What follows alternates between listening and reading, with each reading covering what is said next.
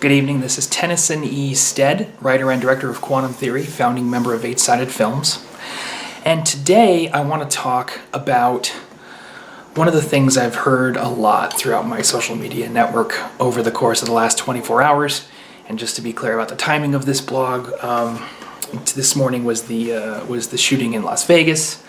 But this is something I've been hearing really since January 20th, which is just the idea that what we're seeing in the news and what we're experiencing as a country is not normal. And actually, I want to dispel that illusion.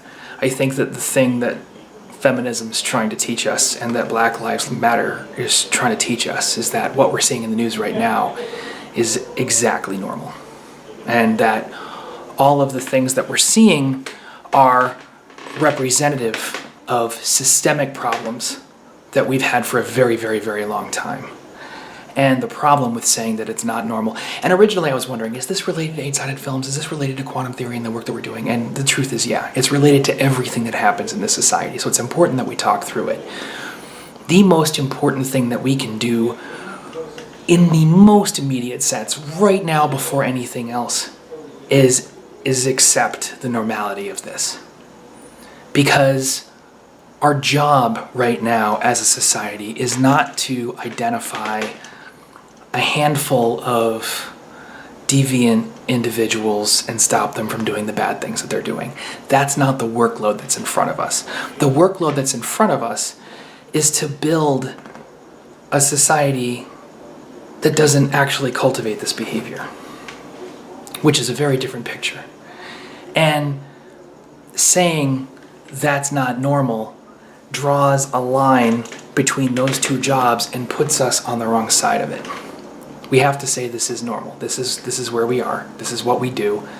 This is exactly how the system was built to function. And only by acknowledging that and accepting it completely do we put ourselves in a position where we can start the work of building a system that works towards the interests that we want it to work. Everything else that we're telling ourselves right now is just a way of avoiding that workload. Okay?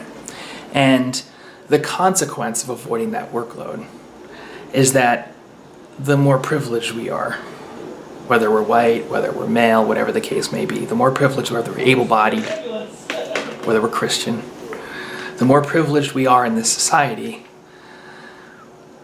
the more we spend every single day mourning the events that we see because we haven't accepted them as normality. The moment we say, okay, well, it's normal in this society for a guy to climb up 100 stories high and shoot 500 bullets into a concert, or it's normal for a person to walk into a black church and just shoot everybody in there, or a gay club and shoot everybody in there, or to lead a Nazi march, or whatever the case may be, the sooner we say, okay, that's a normal thing that happens in this society, the more prepared we are emotionally and physically to deal with the next time it's going to happen. Because the moment we say it's normal, we acknowledge the fact that it's going to happen again, and it's probably going to happen soon, and that's exactly true. That's exactly true.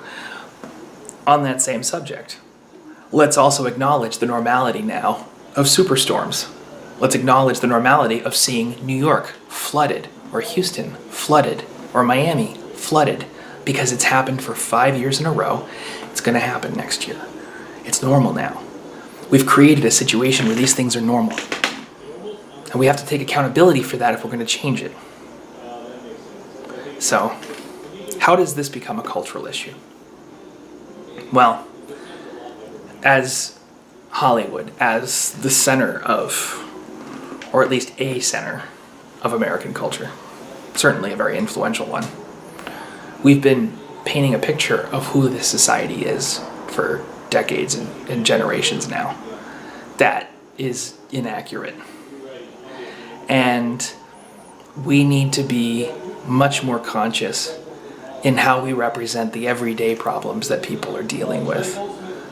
Because seeing those everyday problems in the news is how people who aren't necessarily presented with those problems every day, it's how they adapt, and it's how they accept that these things are happening, and it's how they prepare themselves for the fact that they are probably happening in their community right now, or if they're not, that they soon will. Because at that point you're just dealing with statistics.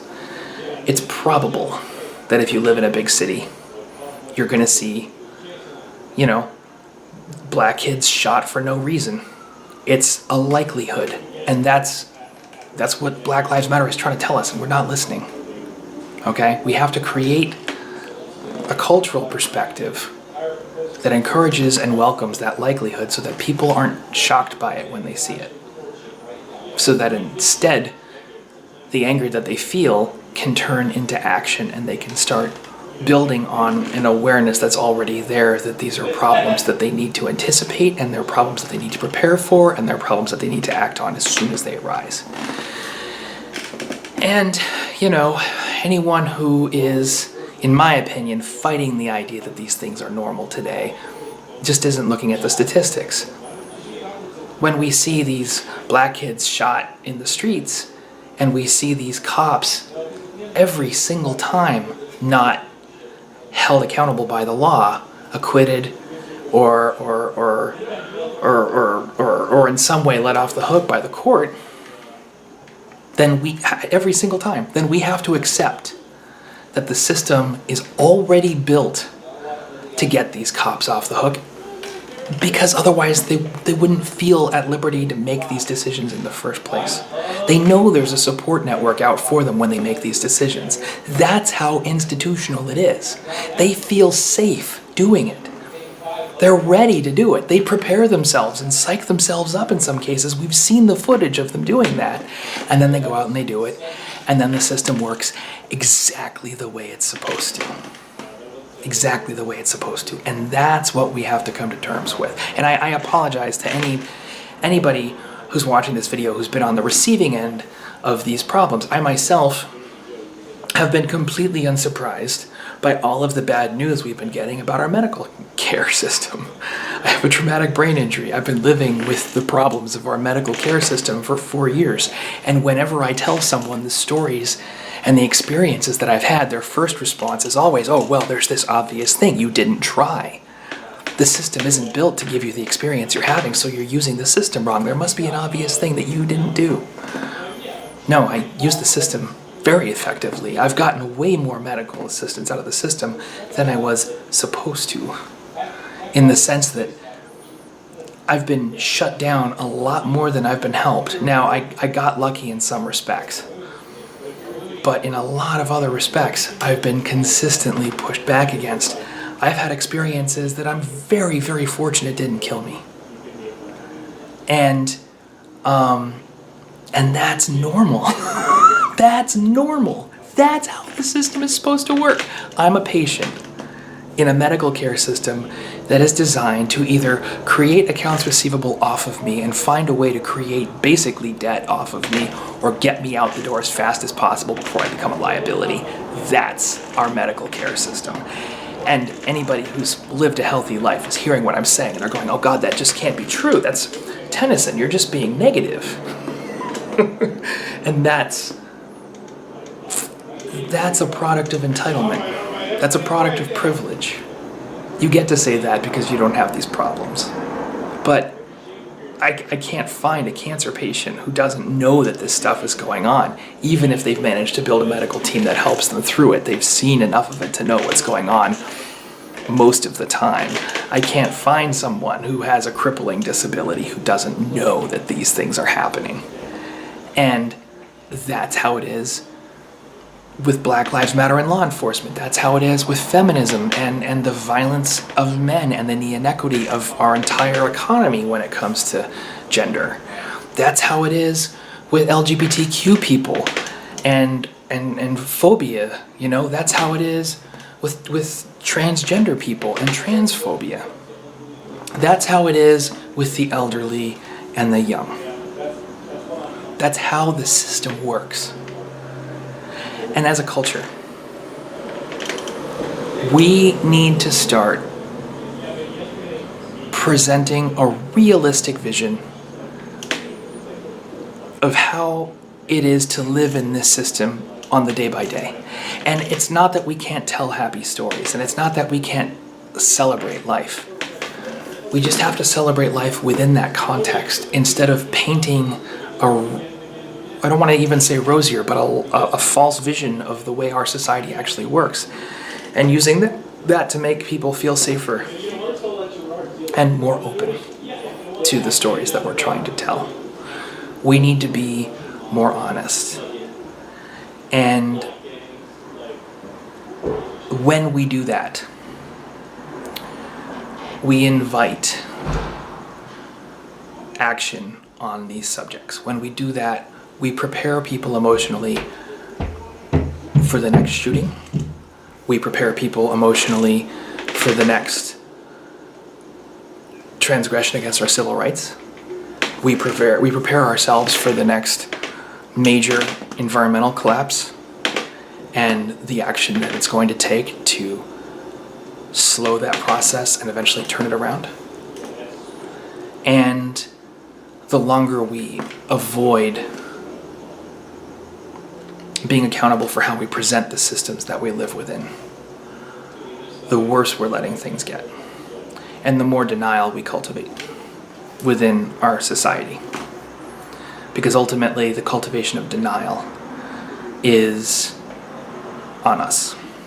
That's our job, is to help people find truthful delight, truthful challenges that they can embrace,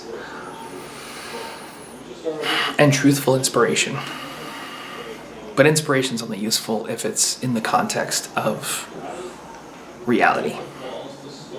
Somebody who's inspired, who understands the challenges they're up against, can do anything. Somebody who's inspired, who has no clue how resistant the world is actually going to be to the ideas they're trying to create, is just going to get tired faster than they can replenish that inspiration. So let's do that.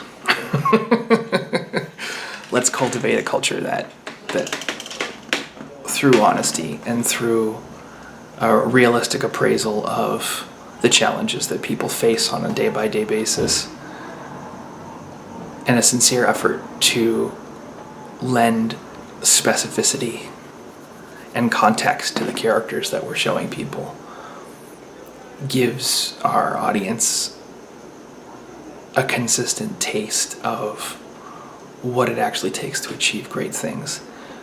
Because if we do that and we trust them, they will actually go out and try and achieve great things with a level of preparation that can actually get the job done. That's on us. So that's my thought process with regards to this is not normal. It is normal. Let's stop selling the idea that this isn't normal to our audience, and hopefully as we get more transparent about the real problems it takes to achieve something, hopefully that audience will